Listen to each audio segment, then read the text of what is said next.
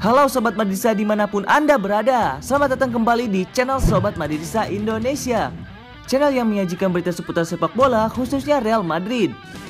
Buat kalian yang baru bergabung, jangan lupa untuk klik like dan juga subscribe channel ini dan aktifkan loncengnya agar kalian menjadi orang yang pertama yang tahu informasi dari Sobat Madridista Indonesia.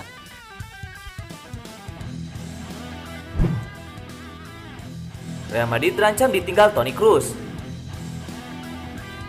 Real Madrid mendapat kabar buruk setelah Toni Kroos dinyatakan mengalami cedera otot di bagian pangkal pahanya pada Senin 28 September sore waktu Indonesia Barat. Cedera ini membuat Toni Kroos diprediksi harus menepis selama beberapa pekan. Cedera ini dialami Toni Kroos pada pertandingan melawan Real Betis akhir pekan lalu. Pada pertandingan tersebut, Toni Kroos ditarik keluar di penghujung babak pertama dan posisinya digantikan Luka Modric.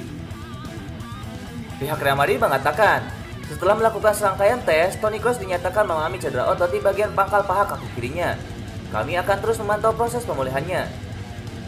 Los Blancos ogah menyebutkan berapa lama Toni Kroos akan menepi. Akan tetapi, pemain asal Jerman itu diprediksi harus menjalani proses pemulihan selama beberapa pekan dan terancam absen hingga beberapa pertandingan mendatang. Cedera ini membuat Toni Kroos diprediksi bakal absen pada pertandingan Real Madrid versus Real Valladolid. Zinedine Zidane tidak perlu pusing-pusing mencari sosok pengganti Toni Kroos. Pasalnya, ia memiliki nama-nama pemain pengganti seperti Martin Odegaard dan Valverde yang bisa menjadi pengganti Toni Kroos. Selain itu, Modric juga bisa menjadi opsi lainnya. Odegaard menjadi salah satu gelandang kepercayaan Zinedine Zidane pada musim ini. Pasalnya, pemain berpaspor Norwegia itu diturunkan sebagai starter dalam 2 pertandingan Real Madrid di Liga Spanyol. Real Madrid tunda perekrutan Eduardo Camavinga. Juara La Liga Real Madrid mengubah rencana perekrutan Eduardo Camavinga. Los Blancos dilaporkan baru mengejar tanda tangan gelandang Rennes itu pada tahun 2021 mendatang. Sebelum bursa transfer dibuka, Real Madrid digosipkan berburu gelandang bertahan baru. Mereka mencari sosok yang bisa menjadi pesaing sekaligus pelapis Casemiro di lini tengah mereka. Kubu El Real diberitakan sudah menentukan buruan utama mereka. Madrid dilaporkan sangat tertarik memboyong gelandang muda berbakat milik Rennes, Eduardo Camavinga. Namun Marca melansir bahwa Real Madrid tidak jadi merekrut Camavinga di musim panas kali ini. Mereka menunda perekrutan itu hingga tahun depan. Menurut laporan tersebut, Real Madrid menunda perekrutan Camavinga karena masalah dana transfer. Keuangan Real Madrid saat ini bisa dikatakan cukup bermasalah setelah pemasukan mereka berkurang drastis akibat pandemi virus corona. Itulah mengapa mereka tidak bisa mengamankan jasa Camavinga di musim panas ini dan menunda perekrutannya di tahun 2021 mendatang. Menurut laporan tersebut, Real Madrid sendiri sudah mencapai kesepakatan pribadi dengan Camavinga. Mereka mengatakan bahwa Camavinga akan pindah ke Bernabeu musim depan.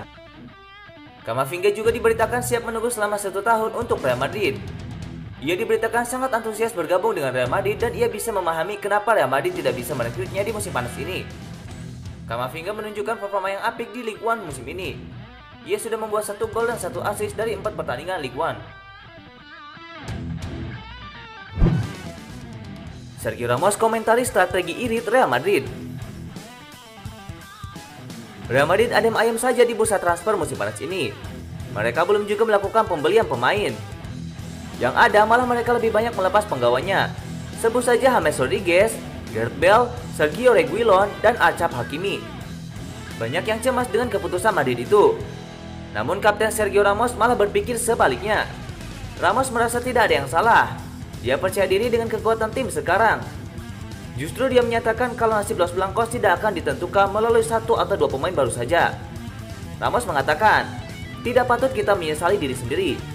Kami mau memperlihatkan diri dengan wajah-wajah yang sudah ada di sini. Nasib tim tidak ditentukan hanya oleh 1 atau 2 rekrutan anyar. Madrid diketahui baru saja meraih kemenangan di La Liga pada Sabtu malam 26 September 2020 atau Minggu dini hari waktu Indonesia. Tim asuhan Zinedine Zidane berhasil membungkam Real Betis dengan skor tipis 3-2.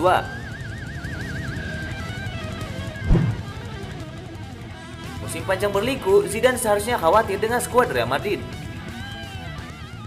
Real Madrid sudah menempuh 2 pertandingan di musim baru, dan keduanya belum meyakinkan.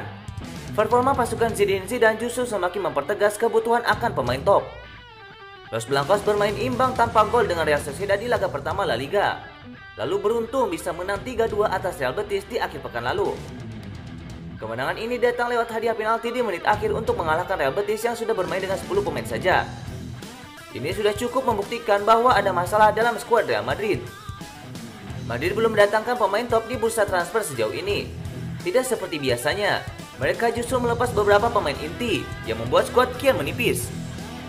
Seharusnya situasi ini membuat Zidane khawatir, meski dia terus berkata sebaliknya.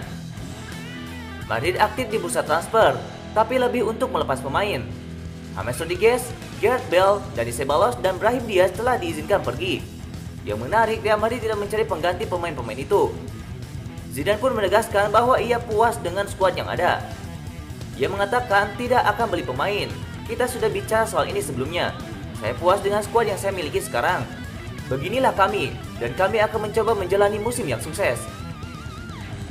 Zidane boleh percaya diri, tapi fakta di lapangan berkata sebaliknya. Madrid kesulitan menemukan gol lawan. Kemenangan atas Real Betis kemarin datang lewat penalti bek tengah Sergio Ramos, plus dibantu gol bunuh diri dari lawan. Krisis kedalaman skuad Real Madrid terlihat jelas, khususnya ketika berburu kemenangan. Di laga ini, Zidane memainkan Luka Modric, Isco, dan Borja Mayoral sebagai pemain pengganti.